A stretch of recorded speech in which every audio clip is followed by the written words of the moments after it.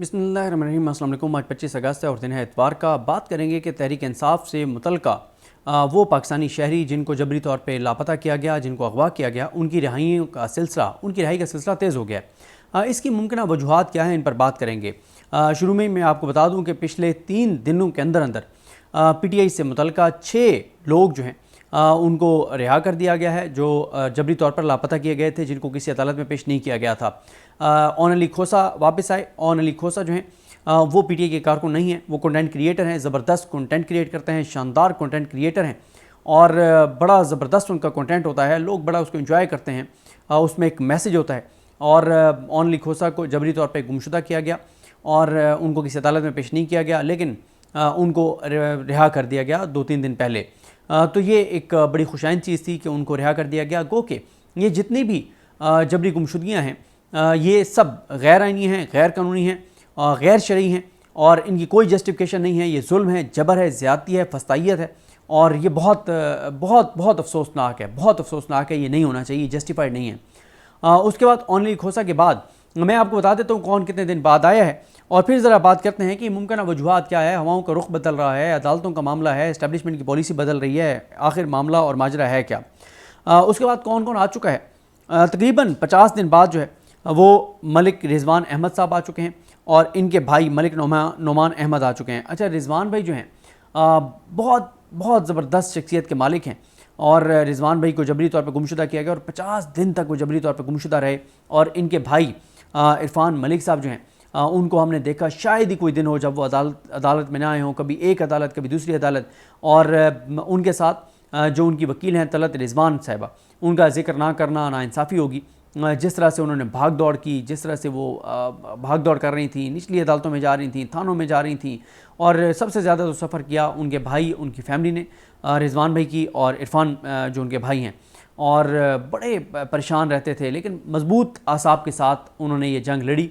इसमें अब मैं उसका ज़िक्र नहीं करना चाहता, पहले हमने इसलिए उसका ज़िक्र नहीं किया था। अब तो खैर वैसे रिजवान भी आ गए कि थोड़ा सा केस ख़राब हुआ PTI की लीगल टीम से ये रिजवान मलिक साहब का, लेकिन खैर हम उनका नाम भी नहीं लेते जिनकी वजह से ख़राब हुआ, लेकिन इनको मैं क्रेडिट दे रहा हूँ तलत रिजवान साहबा को। और हमने पहले इसका इसलिए ज़िक्र नहीं किया था कि अगर ठीक है किसी वकील से किसी का केस ख़राब हो भी जाता है तो ये अदालतों का काम है कि इस मामले को देखें कि वकील की गलती, चाहे कहीं वकील गलत भी कर देता है, लेकिन किसी पाकिस्तानी शहरी की, शहर इक़्तिदार इस्लामाबाद से इस तरह से जबरी गुमशुदगी, इसको किसी तरह से जस्टिफाई नहीं किया जा सकता। इन दो के बाद और कौन कौन रिहा हुआ है। अताउर रहमान साहब रिहा हो गए, इनको तकरीबन 37-38 दिन जो है जबरी तौर पर लापता रखा गया। 35 दिन से ज़्यादा फरीद मलिक जो हैं ये अगवा हुए और कलूर कोर्ट से अगवा हुए, जबरी तौर पर गुमशुदा किए गए। और इसके अलावा जो रिहा हुए हैं वो मोहम्मद फैज़ान ये रिहा हुए हैं। मोहम्मद फैज़ान जो है ये भी एक प्रोफेशनल है और ये प्राइम मिनिस्टर ऑफिस में इनकी जॉब थी और इनके वालिद फैज़ान साहब के अदालत में पेश हुए थे, जिसको हमने रिपोर्ट किया था, जो बहुत तकलीफ़ दे था जब उन्होंने अश्कबार आंखों के साथ हाथ जोड़ कर मियां गुल हसन औरंगज़ेब साहब की अदालत में कहा था कि मुझे हैंग करने के ऑर्डर जारी कर दें, मुझे फांसी पर लटका दें। और इनकी वालदा के वाले से बताया गया था कि जब से ये जबरी तौर पर गुमशुदा हुए हैं, लापता हुए हैं, तब से इनकी वालदा बेड पर हैं और बीमार हैं और इनके वालिद की उम्र भी 76 साल है और बहुत तकलीफ़ में इनके वालिद ने गुफ्तगू की थी। और फिर इनके जो वकील हैं रिजवान अवान साहब, और उन्होंने भी जो गुफ्तगू थी वो भी मैंने अपने YouTube चैनल पे लगाई थी। ये हो गए, ये तो हो गए 5, ठीक है। छठे जो हैं वो आपको याद है कि PTI का जिस दिन 22 अगस्त को जलसा था तो अचानक TV चैनलों पर एक ख़बर चलवाई गई कि जनाब PTI के जहाँ तोरनाल में जलसा करना था, उस जलसा गाह से मुल्क का एक मस्जिद है उसमें से एक बैग बरामद हुआ है, एक दहशतगर्द गिरफ्तार हो गया है और खुदा न खास्ता को दहशतगर्दी का बहुत बड़ा वाक़या होना था। मामला यह था कि PTI के कारकुन हैं, या PTI के कारकुन है या नहीं है, लेकिन इमरान खान का एक दीवाना है और इमरान खान शायद उसका तल्लुक़ हाफिज़ाबाद से या मंडी बहाउद्दीन से है, मैं पूछूंगा। वैसे इसको भी रिहा करवाया तलत रिजवान साहिबा ने, जो मलिक रिजवान साहब की वकील थी। तो ये एक इमरान खान का दीवाना है। जब इस तक खबर पहुंचती है कि इमरान खान ने कॉल दी है कहीं पे जलसे की, जेल से कॉल आई है, तो ये इमरान खान की आवाज़ पर लब्बैक कहते हुए ये उस शहर में पहुंच जाता है और इसके पास जो है वो कोई रहने का ठिकाना तो नहीं होता, तो ये किसी न किसी वहाँ करीब मस्जिद में ठहर जाता है, वहाँ पे रेस्ट करता है, वहाँ पर रात गुजारता है ताकि जो जलसा है उसको अटेंड कर सके। तो ये आया, इसने नमाज़ पढ़ी नमाज़ पढ़ के इसने अपना सामान जो है वो बैग था वो मस्जिद में रखा, जिसमें इसके कपड़े थे, शालें थी और कुछ जो है वो एक शायद रुमाल था और नमक वगैरह था कि अगर शेलिंग होती है तो उससे बचने के लिए। और ये चला गया जलसा गाह की तरफ। फिर नमाज का टाइम होता है, ये वापस आता है तो ये आकर क्या देखता है कि जनाब इसके बैग की वजह से ही बड़ा वहाँ पे एक बम स्क्वाड और ये वो और पता नहीं ये हो गया वो हो गया और वो पूरा ड्रामा एक रचाया गया। खैर इसको गिरफ़्तार कर लिया गया और इसको फिर शख्सी ज़मानत पर रिहा करवाया तलत रिजवान साहबा ने। अगर इतना बड़ा दहशतगर्द था और इसे कोई बहुत बड़ा बारूदी मवाद बरामद हुआ था तो आपने शख्सी ज़मानत पर कैसे छोड़ दिया? तो ये इस तरह से यानी 5 तो वो हैं जो जबरी तौर पर लापता किए गए, अगवा किए गए वो, और छठा मैं इसको इसलिए ऐड कर रहा हूँ कि इसकी हसासियत को मद्देनज़र रखते हुए कि जिसको गिरफ़्तार किया गया था कि वो बहुत बड़ा दहशतगर्द है और उसके बैग में से कोई दहशतगर्दी का मवाद बरामद हुआ है, तो उसका भी रिहा होना और वो भी शख्सी ज़मानत पर, ये कोई छोटी खबर नहीं है। अब इस पर बात करते हैं कि ये जो 3 दिन के अंदर 6 लोग रिहा हुए हैं, ये क्या अदालतों की वजह से है? इसके मैं आर्गूमेंट सारे आपके सामने रख देता हूँ, काउंटर आर्गूमेंट्स भी सामने रख देता हूँ, क्योंकि ये अल्लाह की ज़ात बेहतर जानती है कि हकीकत क्या है। हम तो एनालिसिस ही कर सकते हैं और मैं एनालिसिस आपके सामने रख देता हूँ। आपको कोई समझ आए तो आप ज़रूर मुझे गाइड कीजिएगा कि आपको क्या लगता है इनमें से, इन 4 में से क्या चीज़ है। मैं चारों सिनेरियोज़ आपके सामने रख देता हूँ।